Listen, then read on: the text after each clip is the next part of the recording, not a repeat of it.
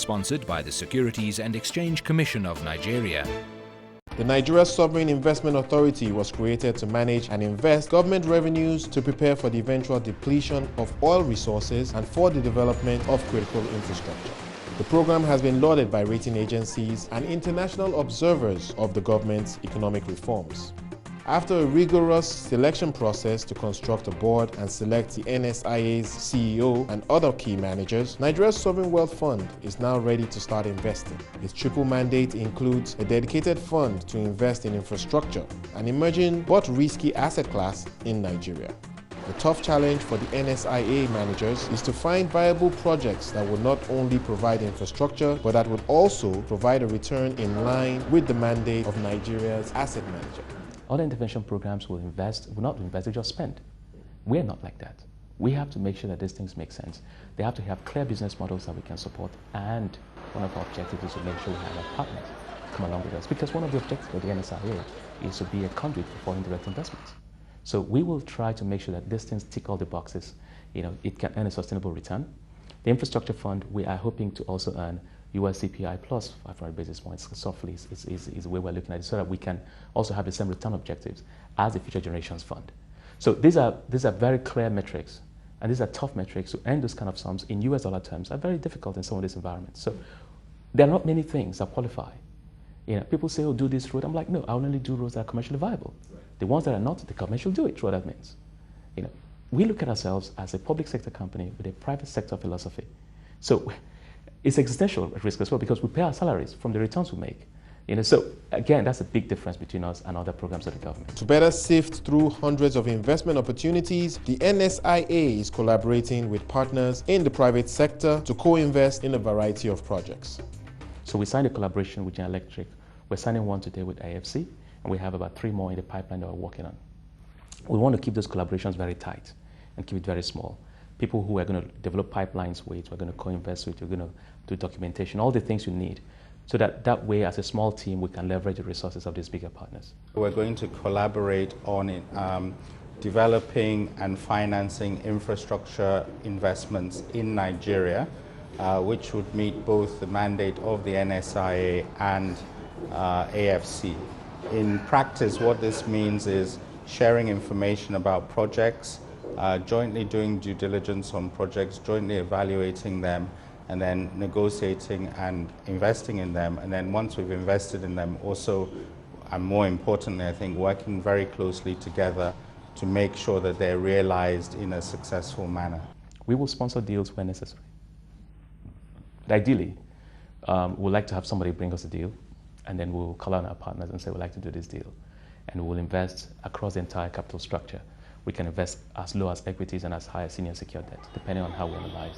Or we can, one of the areas we're seeing a lot of opportunity right now is in the mezzanine funding area, convertibles and those kind of products. So we will decide to invest, call our co-partners and say, can we look at this together? Part of the MOUs we're signing with them is if they want to do it, they have 14 days to come back to us, and it sets out the clear guiding principles as to how we collaborate. We see potential for collaborating in many sectors. In the transportation sector, for example, there are 2 or 3 projects that we're discussing. We're also looking at potentially working together on power projects. As you know, power is a major infrastructure constraint here in Nigeria. And there are 1 or 2 other things that we've also discussed. You'll appreciate that I can't go into detail on the specific projects, but there's a broad range of areas that we feel we can collaborate effectively on. Infrastructure is perhaps a major bottleneck to economic growth in Nigeria.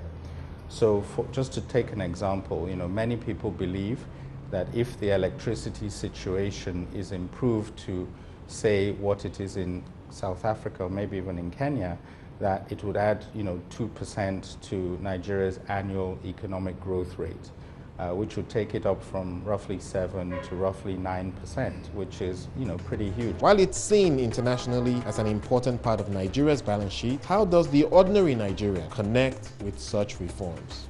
The part of our fund that will connect to the average Nigerian is our infrastructure fund.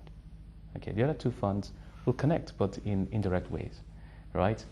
Because you don't really know what benefit the stabilization fund will have unless you have a situation like you had recently, and AMCON was created, funded by the government to try and stabilize the economy. In the future, the sovereign wealth fund, if such a thing happens, we hope it doesn't, but let's be realistic. Economic cycles go up and down, and every once in every 10 or 20 years, the whole world goes through a shake-up.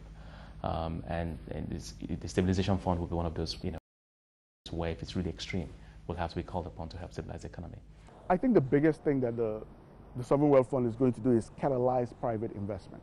Because think about this, I'm a guy who wants to do agriculture, and I'm sitting in Iowa, I'm sitting in Zimbabwe, I'm sitting in Kenya. I'm not going to pack my bags and take all my capital and come down to Nigeria to look for a project and put in. But if a project, a good agri project comes out, and the sovereign wealth fund goes in as an equity investor, that guy sitting in Iowa, that guy sitting in Kenya, that guy sitting in Zimbabwe is more likely to bring his capital and get into that business. So what you will find is the sovereign wealth fund will now catalyze other private investment. So now we are building a larger private sector that is growing the economy without having the government having a controlling impact. And we've all seen that government-run enterprises really have not been the godsend that it is. And that is really how it's going to create jobs all over the place, catalyzing private investments, both foreign and local. Collaboration with General Electric is a clear one. We are looking at 4 areas: healthcare, aviation, power, and transportation infrastructure, especially in the rail sector. Some of these things will be brand new businesses, which will be brand new jobs, and will create also other ancillary jobs around the areas. Can you imagine when you invest in rail infrastructure, how many cities? If you look at the northern part of Nigeria, there are many cities I can name to you today that are dead because of the rail infrastructure being in a bad shape. There are cities that used to be great cities in the past, Kafanchan, Lafia, all these places. But the rail infrastructure has, not been quite what it should be. That is being revived today. There are investments that, I think over time, not just us, other aspects and other investors will look at that I think will have direct impact. Agriculture is an area we're looking to invest in that will create jobs directly. Healthcare, Nigeria, from the recent research we did, spent close to $1 billion on foreign medical tourism. Some of these things are areas we are looking at also to create opportunities and provide facilities. We've got millions of Nigerians flying out of this country every year, going to India, going to Dubai, going to the UK, the US, and most of Europe.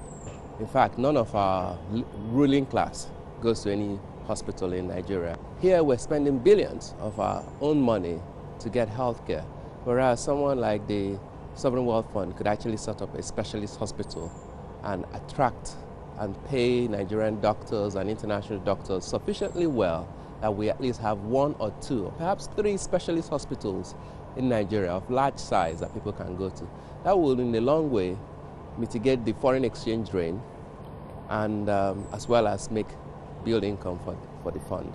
I think that if they look at their own remit, not just from the point of view of how much money they make themselves, but also how much money they save the economy, they would actually be making a signal return and savings for Nigerians. The local asset management industry is another sector that should receive a boost from the activity of the Sovereign Wealth Fund. If the Sovereign Wealth Fund works like some of the other international sovereign wealth funds, where they have local asset managers and international asset managers who manage some of the assets for them, you can develop a capacity in the local asset management industry.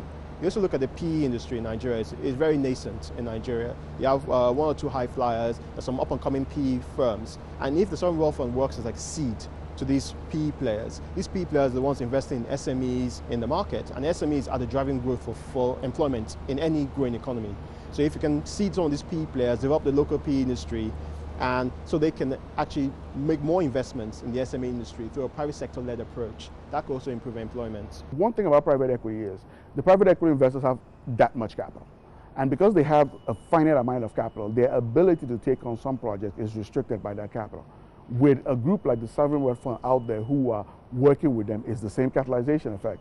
If the local private equity sector brings in $10 million, the Sovereign Wealth Fund puts in an additional $10 million, that additional $10 million that the Sovereign Wealth Fund will attract a lot more investors than what strictly the private equity guys are putting. Because again, there's that feeling of a lot more comfort that this is something that the entire country is behind, just for the fact that the Sovereign Wealth Fund is in. The Sovereign Wealth Fund also presents opportunities for AMCON, the state agency which rescued the banking sector from the brink of collapse by buying up bad loans, to do deals to liquidate its huge asset portfolio and pay down bonds guaranteed by the federal government.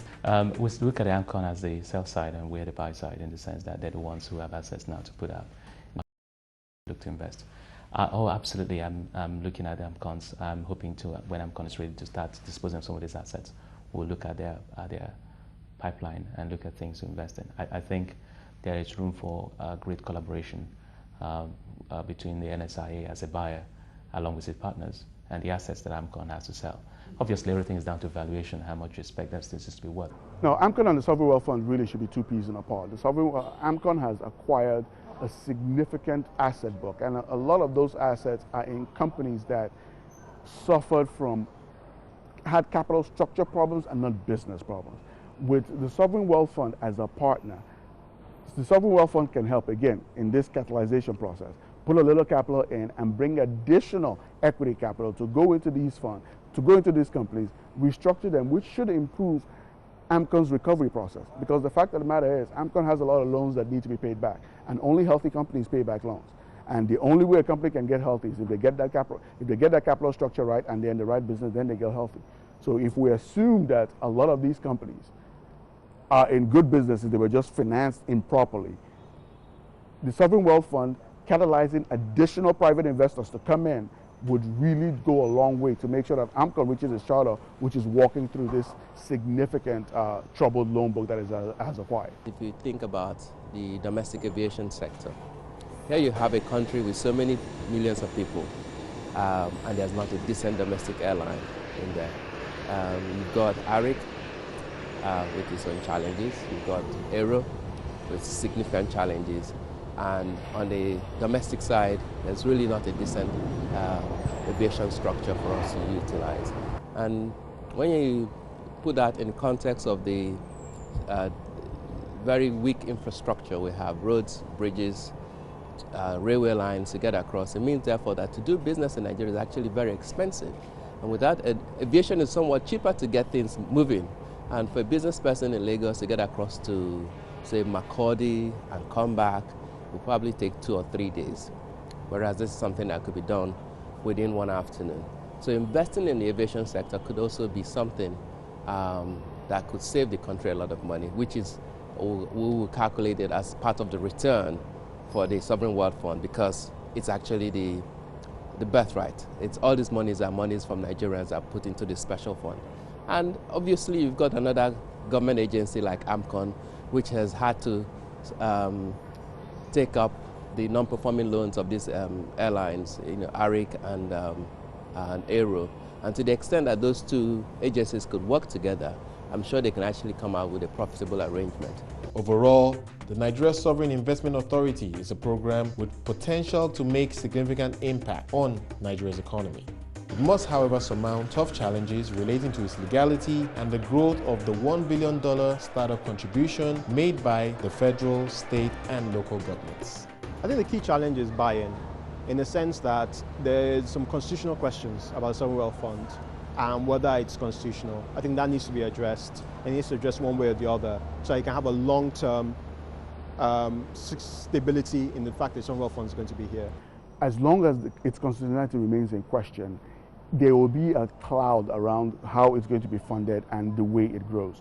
Putting in the Sovereign Wealth Fund as making it a constitutional part of the government, and are we looking at the Sovereign Wealth Fund as not just a savings vehicle, but an investment vehicle to deliver the promise of the future to the next generation. Once we can do that and put it firmly into the Constitution, so that way we're putting in money into this fund. This fund is investing in those areas to continue to grow the economy, so that come rain, come shine, down the road, we will deliver the promise that Nigeria has always held to the next generation. I think secondly is transparency, and that ties into buying as well. I think they need to model themselves more on the Norwegian Sovereign Wealth Fund, where they're very transparent. Everything they do, they list on their websites where their investments are, their investment policy, what investments they make, and that gives a buy-in, because any citizen can then go on the website in Norway and see where the money is going, and that helps buy-in. So they need to do that. Nigeria's Sovereign Wealth Fund is open for business. It will seek out profitable investments that will hopefully generate a decent return on savings made for future generations and help build critical infrastructure. A challenging task in a volatile global market. If it succeeds, it is expected to not only attract foreign co-investors, but also create much-needed jobs as it intervenes in industries hungry for investment. Wale Famrewa, CNBC Africa, Lagos.